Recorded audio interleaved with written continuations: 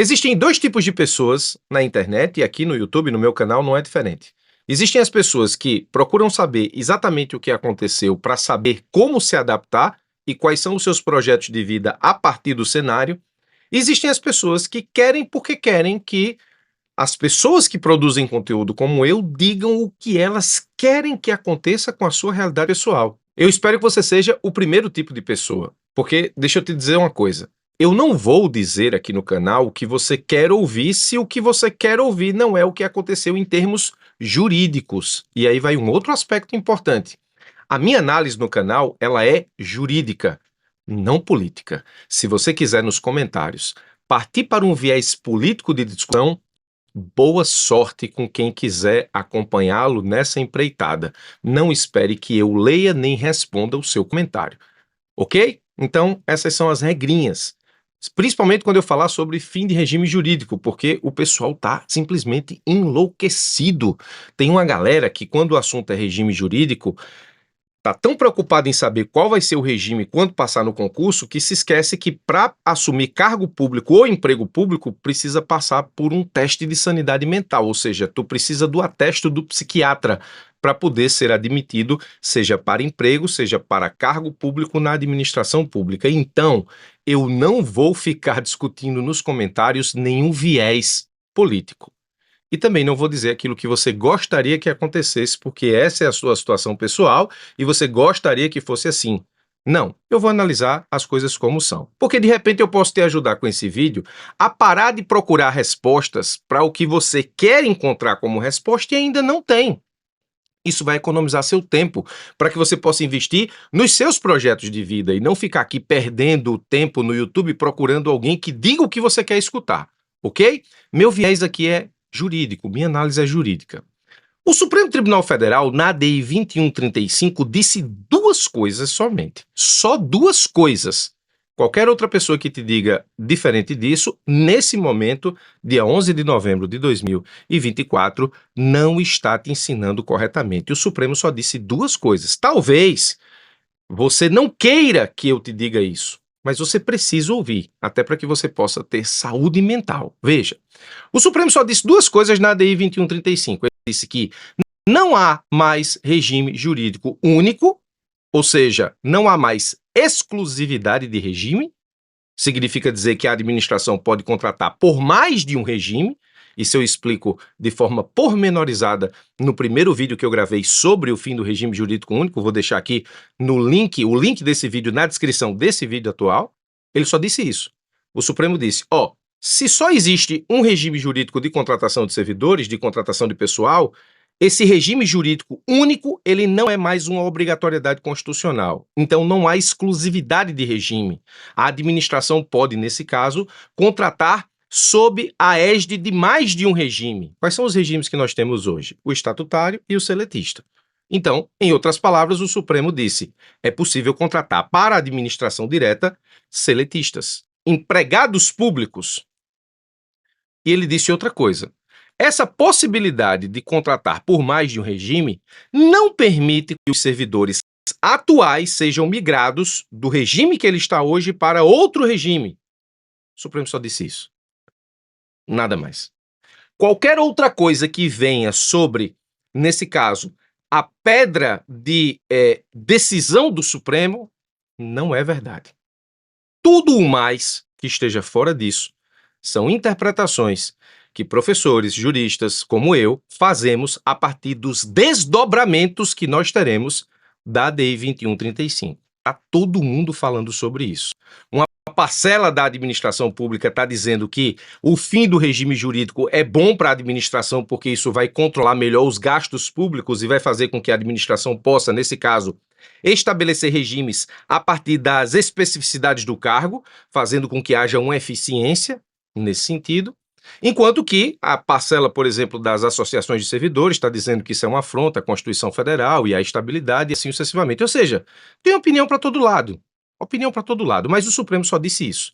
É o fim da exclusividade do regime jurídico único, ou seja, é o fim da exclusividade da contratação pela via estatutária na administração direta e eu não posso, enquanto administração, migrar os servidores atuais de um regime para o outro. Existem inúmeras coisas que o Supremo não disse. Algumas dessas coisas chamam muita atenção.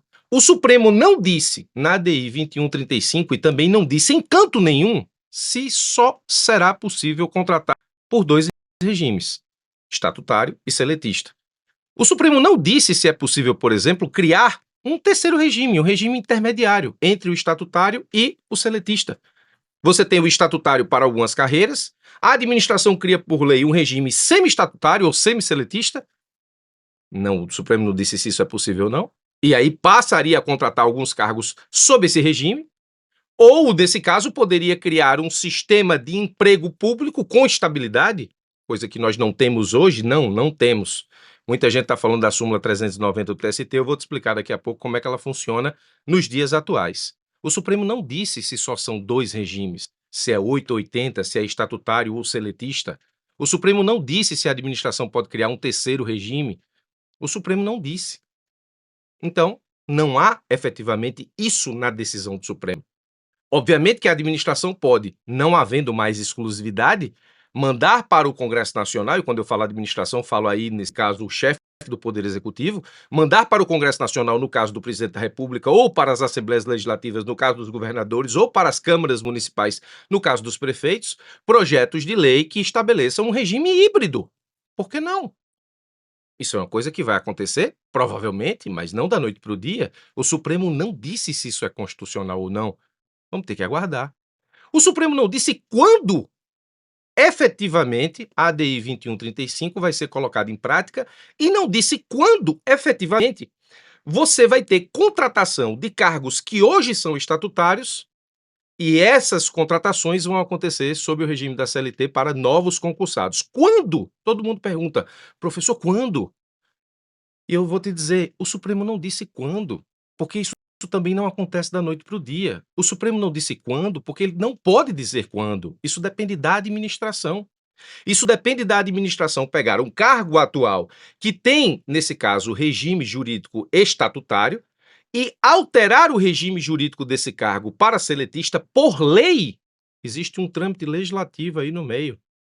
E somente após essa alteração, a administração, nos concursos vindouros, contratar sob o regime seletista. O Supremo não disse quando. Também não tinha como dizer quando. Depende de cada administração municipal, estadual e da administração pública federal. O que se pode dizer com segurança é que a administração pública ela não estala os dedos, feito Thanos lá da Marvel, e muda, nesse caso, o regime de um cargo público. Ela precisa de lei para isso. Então, isso não acontece da noite para o dia. O Supremo também não respondeu como é que fica o regime de previdência do cargo que, nesse caso, ele é ocupado por servidores estatutários e, portanto, o regime de previdência desses servidores é o regime público de previdência. E o Supremo não disse como vai ficar o regime de previdência dos servidores que vão ser contratados para esse cargo com a transmutação do regime para seletista. Vai existir aí, nesse caso, um problema de previdência a ser gerenciado. Especialmente porque a gente sabe que o regime de previdência, ele tem nas contribuições atuais uma fonte para subsidiar o pagamento das contribuições previdenciárias dos servidores já aposentados. Então, é preciso resolver. Quem te disser que isso está resolvido, não está te falando a verdade. Então, no que diz respeito à ADI 2135, nós só temos essas e inúmeras dúvidas. Então, se você quiser continuar aí a sua jornada na internet para procurar professores, juristas que digam o que você quer ouvir, continue. Mas eu estou te dando aqui efetivamente o que nós temos e o que nós não temos. E não adianta ficar procurando a resposta que te agrada. O que adianta é saber exatamente o que acontece, até para que você possa reavaliar os seus projetos de vida. Muita gente começou a me perguntar, professor, e a súmula 390 do TST, ela fica superada a decisão 2135 na ADI 2135, a decisão do Supremo na ADI 2135, supera a súmula 390 do TST? A súmula 390 do TST ela tem dois incisos. O primeiro inciso diz: o servidor público seletista da administração direta, autárquica ou fundacional é beneficiário da estabilidade prevista no artigo 41 da Constituição de 88. Primeiro, nós temos aqui uma atecnia. A expressão servidor público seletista é a técnica, porque não existe servidor público seletista. Ou o servidor público é servidor público e é por isso incluso no regime estatutário, então servidor público presume-se que o seu regime seja estatutário, enquanto que empregado público é regido pela CLT. Então, a expressão servidor público subentende-se, portanto, que o regime desse servidor público é estatutário, e a expressão empregado público subentende-se que o regime do empregado público é o seletista. São expressões que denotam exatamente aquilo que nós temos em termos de regimento, regimento estatutário ou seletista. Então, servidor público seletista é uma expressão atécnica. Mas, nesse caso, esse servidor público seletista da administração direta, autárquica ou fundacional, que é justamente o que possibilitou aí o regime de contratação seletista por meio da DI 2135, é beneficiário da estabilidade prevista no artigo 41 da Constituição Federal de 88. O Supremo limitou a aplicação da súmula 390 do TST apenas a quem era servidor público no momento da Emenda Constitucional 19 de 1998. A mesma emenda que gerou toda a discussão sobre o fim do regime jurídico único, que nesse caso foi julgado recentemente pelo Supremo Tribunal Federal na DI 2135. Explico também essa evolução histórica no primeiro vídeo que gravei sobre o tema. Então, essa estabilidade aqui para seletista na administração direta só existe para quem estava nessa situação no momento da Emenda Constitucional 1998. Depois disso, os seletistas na administração direta, autárquica e fundacional, e existe essa possibilidade, porque de 98, da Emenda Constitucional 1998 até 2007, foi possível, nesse caso, a contratação pelo regime da CLT na administração direta, autárquica e fundacional. Essa galera, pós-Emenda Constitucional 1998, não tem essa estabilidade. Portanto, essa súmula 390 não é uma aplicável a situações atuais, ou seja, cujo ingresso na administração pública se dá depois da Emenda 1998, Emenda Constitucional 1998. Portanto, com esse vídeo, eu espero esclarecer para você o que nós temos e o que nós não temos, para que você possa acalmar a sua mente e, nesse caso, entender o tema de forma racional, sem paixões, sem política e, principalmente, sem ficar procurando aquilo que você gostaria de escutar, porque pode ser que alguém esteja dizendo o que você gostaria de escutar só para ter sua atenção, sem que isso seja necessariamente uma verdade. Ok? Muito obrigado pela sua atenção, forte abraço e até os nossos próximos encontros.